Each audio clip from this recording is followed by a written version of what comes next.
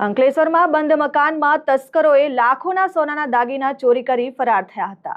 અંકલેશ્વરના પિરામણ ગામ પાસેની ઓપેરા પાર્ક સોસાયટીમાં રહેતા અને મૂળ ઉત્તર પ્રદેશના અનીસુર અબ્દુલ રહેમાન ખાન નોબલ માર્કેટમાં ટ્રેન્ડિંગના વ્યવસાય કરે છે।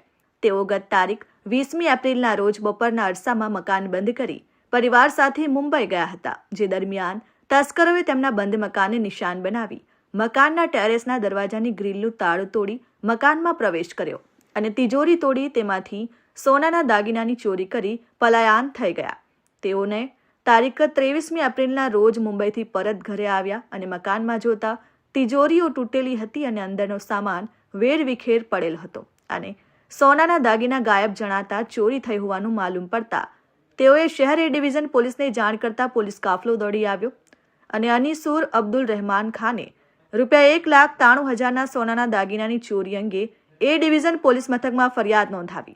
પોલીસે ગુનો નોંધી તસ્કરોને ઝડપી પાડવાના ચક્રો ગતિમાન કર્યા છે। और मैं ओपेरा पार्क भी 12-13 अपार्टमेंट में रहता हूँ बॉम्बे में।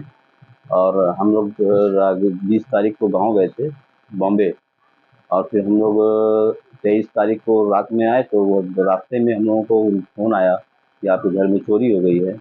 तो हमने आया तो यहाँ पे फिर मैं जाके राजा को परतीन चौकड़ी पे अपना FIR करवाया।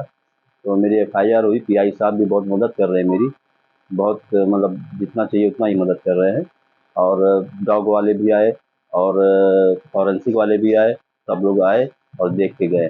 हम लोग 23 तारीख को रिटर्न हो रहे थे तो रास्ते में वापी के पास पहुँचे तो फ़ोन आया कि आपके घर में चोरी हो गई है। इसमें 5-5.5 तोला सोना गया है और कुछ कैश नगद गए हैं। Dharmesh Patel, RN news, Ankleshwar.